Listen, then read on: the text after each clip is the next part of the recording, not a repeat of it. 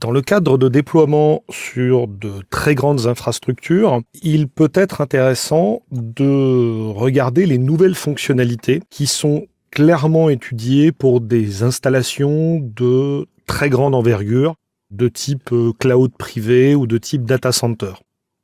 Notamment, une première chose qui est disponible et qui est assez nouvelle, c'est la prise en charge de réseaux SAN virtualisés.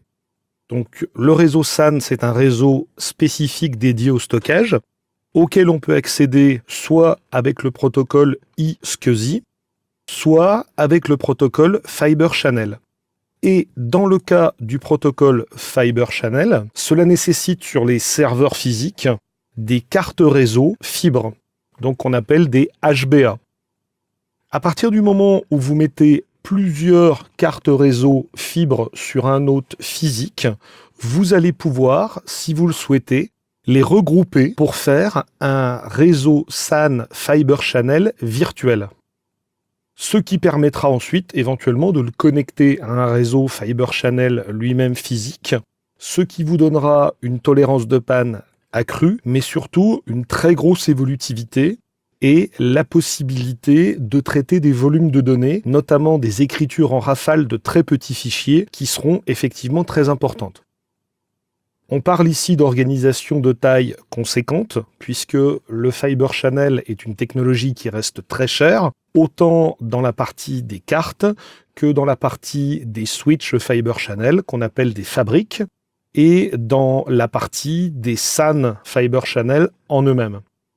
Dans des déploiements de taille plus modeste, on travaillera davantage avec le protocole iSCSI, qui est lui beaucoup moins onéreux à mettre en œuvre et qui offre déjà des performances extrêmement sympathiques et tout à fait capable de répondre à des montées en charge très puissantes. Donc, pour fabriquer un réseau Fiber Channel virtuel, il suffit de lui donner un nom. Je vais l'appeler FC, comme Fiber Channel. OK.